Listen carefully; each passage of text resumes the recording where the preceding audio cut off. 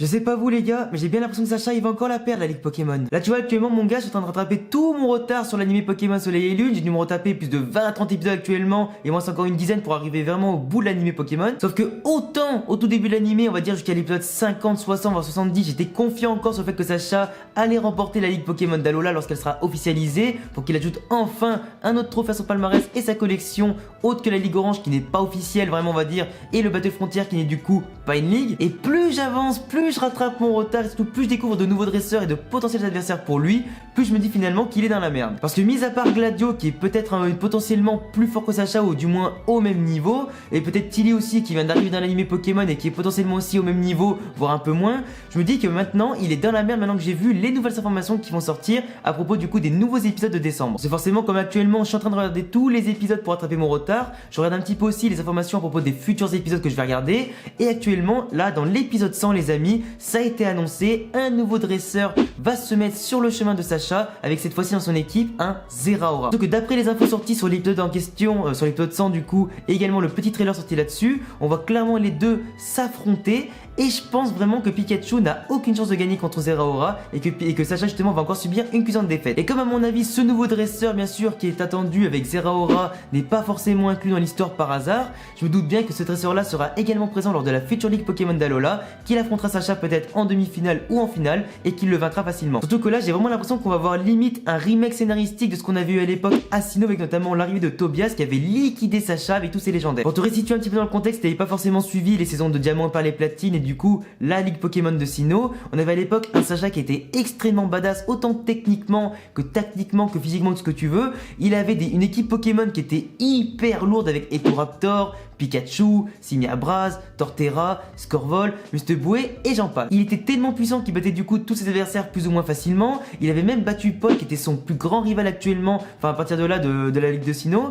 Il était vraiment hyper puissant, il avait quasiment jamais réussi à le battre. Il avait enfin réussi à le battre à la ligue Pokémon de Sinnoh, donc tu te dis que maintenant qu'il a battu son plus grand rival, il a plus qu'à battre la demi-finale puis la finale et remporter enfin une ligue Pokémon. Sauf que à ce moment-là, la production de l'animé a décidé de mettre Tobias avec tous ses légendaires pour le battre facilement et du coup contre un Sacha qui était totalement pété. Et du coup là, sachant que dans la ligue Pokémon d'Alola il a pas forcément de rival, j'ai l'impression que la production va faire apparaître un dresseur comme celui-ci avec son Zeraora et potentiellement d'autres Pokémon surjetés dans son équipe pour battre Sacha une bonne fois pour toutes et faire en sorte du coup qu'il va perdre la ligue Pokémon d'Alola pour le faire encore progresser, pour éventuellement attendre la 8G pour lui redonner une chance de remporter une ligue. Alors autant début de l'anime Pokémon etc de Soleil et Lune j'étais assez confiant parce que forcément ses seuls adversaires potentiels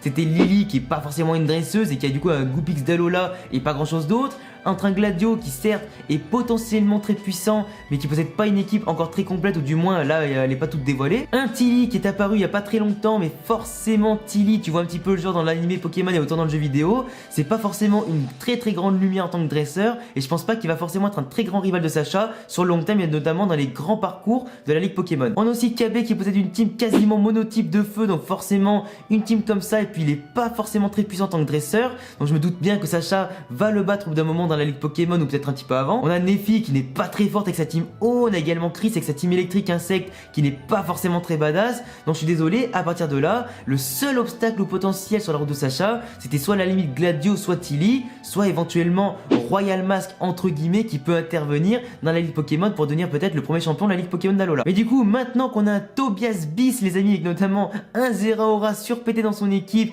et potentiellement d'autres Pokémon, je me dis que quand même là Sacha il va quand même avoir, enfin ça va quand même être dur pour lui, sauf qu'en plus l'équipe de Sacha n'est pas forcément la meilleure toute génération confondue. Parce que quand tu vois qu'il a encore un Pikachu certes toujours pas évolué, qui apprend au fur et à mesure de nouvelles techniques, de nouvelles attaques et tout ce que tu veux, c'est pas forcément très foufou. Il est aussi un Brindibou qui n'évolue pas et qui est bien sûr bien parti pour ne pas évoluer, surtout après le combat contre Tilly. Il a également un Flamiaou de base qui évolue en mat tout feu, qui pour l'instant n'a pas encore évolué en Fel Inferno, même si ça reste encore à attendre pour la fin de l'anime Pokémon Soleil et Lune. Il a un Loup-Garou crépusculaire qui, malgré sa puissance, malgré le fait qu'il soit unique et tout ce que tu veux, malgré sa particularité, le fait qu'il arrive enfin à se calmer quand il est en colère et tout ça, c'est un Pokémon qui actuellement dans l'anime Pokémon, de Soleil et Lune en tout cas, a du mal en tout cas à prouver son potentiel et qui arrive pas vraiment à s'exprimer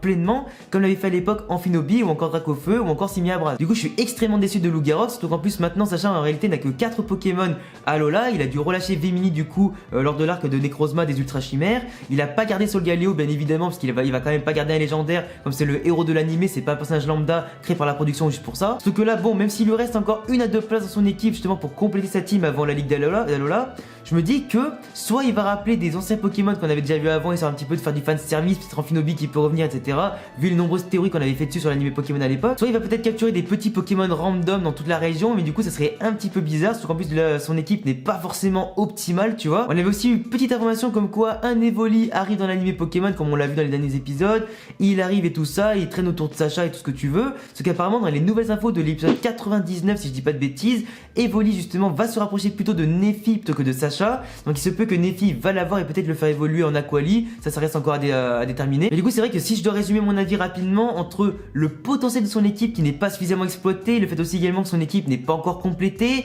le fait également que de l'autre côté, tous les adversaires de Sacha ont l'air de progresser petit à petit et lui pas forcément de progresser mais plutôt de stagner voire régresser. J'ai l'impression vraiment que Sacha dans cette ligue Pokémon d'Alola,